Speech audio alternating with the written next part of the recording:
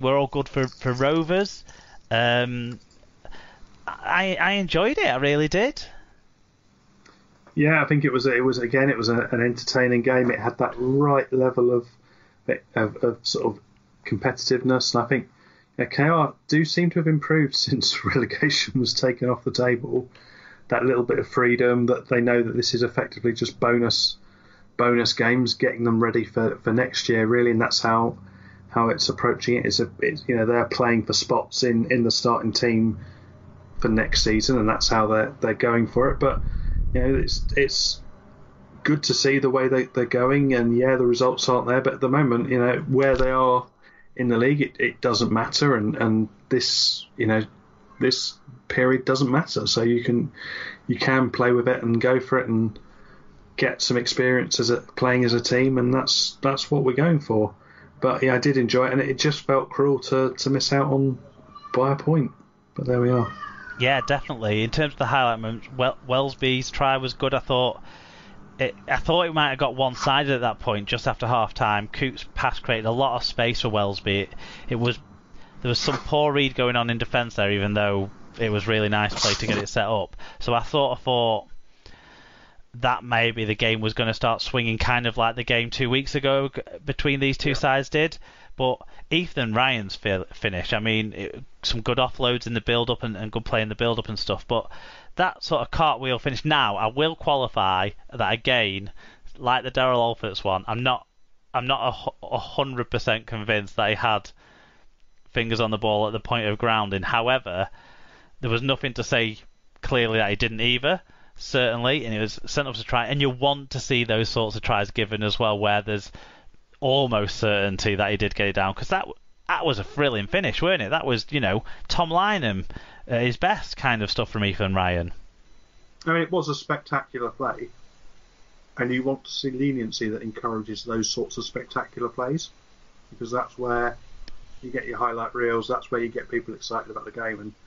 And I felt, came down on the side it was probably okay, because it looked all right, but I think it was in such quick time that you couldn't really tell either way, even once you slowed it down.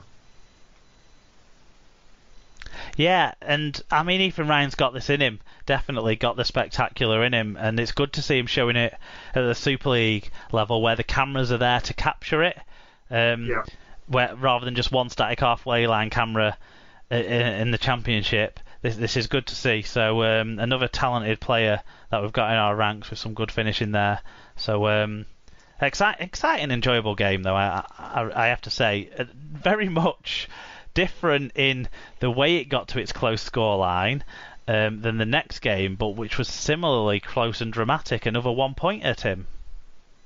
Yes, another 1 point game where it finished Leeds 13, Huddersfield 12, having been 10-0 to Huddersfield at half time, with Scott Mickey Mouse cast, Mickeslaus, or whichever way you prefer to pronounce it, being the referee for this one. In terms of the statistics... Well, he was the referee, wasn't he?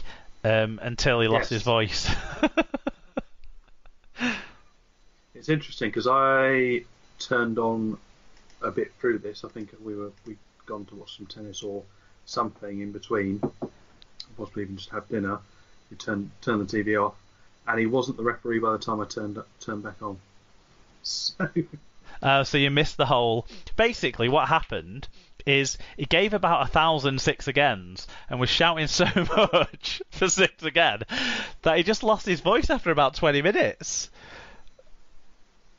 Yeah, he needs some training, he needs some vocal coaching, he needs to do a proper vocal warm-up as well as his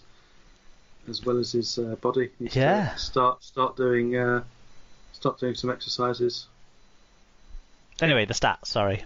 Anyway, well, I think we should just talk about vocal warm-ups. Yes, in over 200 more metres at a better average gain and 5 breaks to 2, the key stat wins in Leeds' favour in this game that was for the most part close on the numbers. In terms of that winning Leeds team, Mikolaj Lejki making 53 tackles, 50 of those from markers, and running for 136 metres. James Donaldson, 46 tackles, 123 metres. Tom Briscoe, 1 try, 133 metres. And Badine Thompson making 48 tackles, 15 from marker. In terms of the losing Huddersfield side, Mikey Lawrence making 66 tackles, 24 from marker. Matty English making 1 try, 40 tackles and 5 tackle busts. Darnell McIntosh running for 122 metres, and Tom Holmes making 46 tackles. Yeah, some fan views on this one as well. Always in Our Shadow said, game-changing substitution by Agar bringing Child on. He's actually put Childs. I think he's trying to trigger me with that. Bringing Childs on. Huddersfield struggle for momentum second half. World's worst dropout scene. Genuine question. Whatever happened to Amy Childs? She just disappeared. Off of Towie? Yes, because I don't think she's there. No, She was on Celebs Go Dating last year. I know that. There we go. She was just one of those people that was everywhere and then suddenly disappeared. Anyway, Carsten said, Huddersfield can't win shit at the moment. I just hope Adam O'Brien is okay, as it didn't look good. Early signs are that he is okay. Yeah, he obviously went to hospital. Really innocuous one, which are the ones we're the most worried about these days after what happened in the pre-season, obviously, in that Danny Brough testimonial game with Mossy Masso's unfortunate injury. But he kind of almost ran into someone with his head and compressed his own neck, didn't he?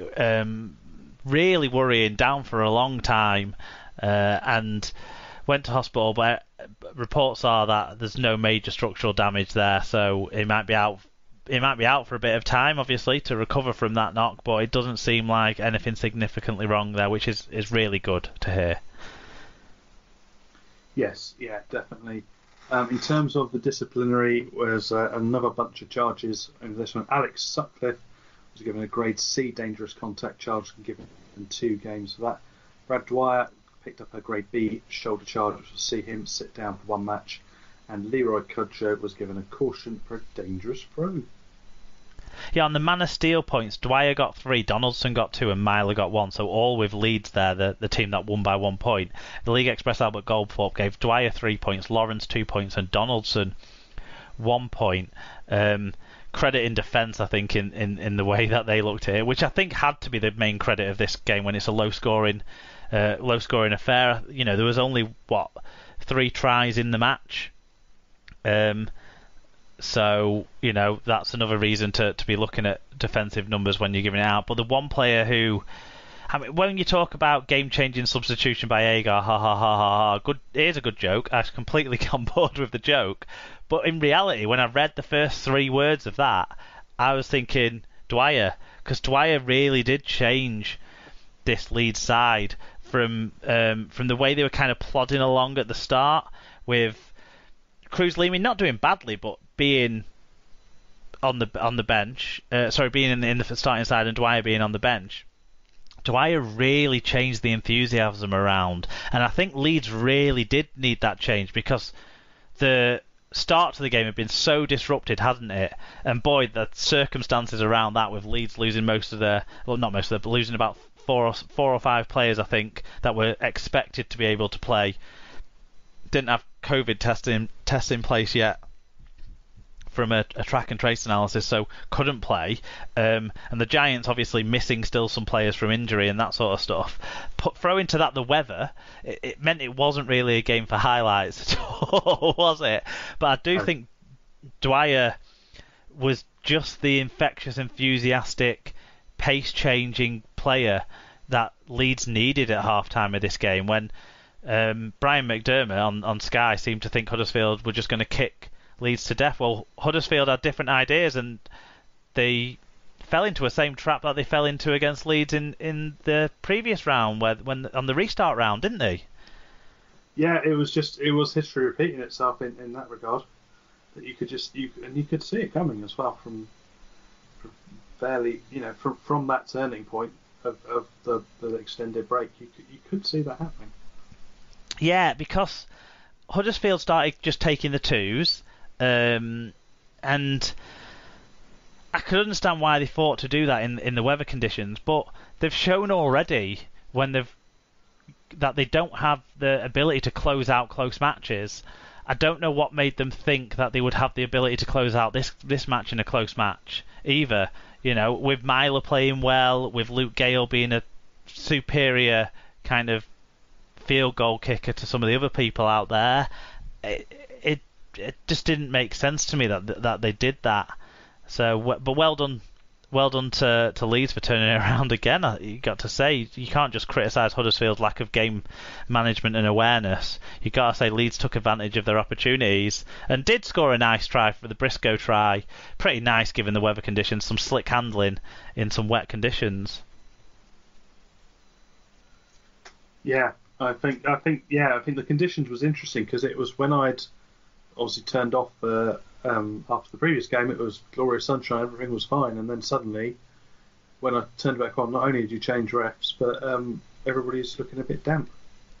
And I totally missed the Myler goal line dropout where he managed to kick it behind himself or something somehow. I'm not sure what happened there, but yeah, I didn't see that. I think Emma came in the room, and then I heard a kerfuffle on the screen, and I didn't catch it at all. Yeah, it's always it's always impressive when things go horribly wrong, isn't it? Okay, that's that game. Let's move on to the final Super League game that we saw this weekend, and that was in front of a crowd of 5,000 people there or thereabouts. So Chris Kendall referee the Catalans Dragons against the Wigan Warriors. It was 18-0 to Wigan at half time. It finished 28-12 at full time, so the Catalans were able to get over the line in the end, but a fairly comfortable win for Wigan. Catalans made 279 more metres, conceded 4 fewer penalties, and edged the average gain and tackle success rate stats, although Wigan made 5 fewer errors and made 5 more clean breaks than their hosts. Individually, Joe Burgess 2 tries, 1 try assist, 127 metres, 3 clean breaks. Sam Powell 1 try, 50 tackles. Joe Shorrocks 43 tackles and 109 metres in a both ways performance from the young fella, and Ethan Havard 1 try assist and 40 tackles. For the losing Dragons, Sammy Stoney Lange 1 try assist, 166 metres. Lewis Tierney 148 metres. Mikael Gudemond 12 marker tackles and 136 metres, and Fuad Yahar 1 try and 124 metres. Yeah, and we had some fan views on this one, including from Jen K, who said the Perpignan winning streak continues, feared the worst early on with the heat and the endless goal line dropouts. Nearly all our tries were put down easily with no fight needed to get over the line. Fantastic performance across the board from us. Great to pick up the improved win percentage. White Pie said, finally a game where Wigan looked comfortable the whole game. An excellent defensive performance kept Catalan scoreless for 70 minutes, coupled with some of the best attacking seen from Wigan all year. Dominant display by Tommy led the team around the park and set the tone during 5 or 6 successive sets we defended on our own line. So much better than versus Hull KR, summed up by the score in the long-range try whilst down to 12 men. Catalans offered very little going forward, and Maloney offered nothing other than being a niggly bastard. Oh, and that Sam Tompkins fella is a whining guy. Glad we never had anyone like that at Wigan. White Pie then says, Kendall had a reasonable game, but I wish someone told the French TV company to stop the clock occasionally. Didn't have a clue of the time left at the end of either half. Yeah, I'm surprised we didn't get any contradicting views about Chris Kendall, because Tony Ray seemed intent on making every decision controversial, but there you go. I don't enjoy Tony Ray as a commentator. I generally do, but his obsession with the Joe Shorrocks tackle, or was it Joe Greenwood? Joe Greenwood tackle on Sam Cassiano, where he tackled his hand and then Cassiano threw the ball backwards. His obsession with it being something other than that just really blew my mind. But anyway, I think it's because I sat through so many Tony Ray losing press conferences when I used to do the radio reporting, that I just think I'm sort of slightly skewed to it, that it just the merry sound of his voice just makes me feel like I'm in for a tedious and slightly touchy affair, but there we go. And finally, St David said, ex-Pies walloped by current Pies. My attention was drawn with fascinated horror to the lack of social distancing in the crowd. Hope PHE weren't watching or any pilot events would be cancelled. I think there were quite a lot of masks being worn, which I was pleasantly surprised by. But yeah,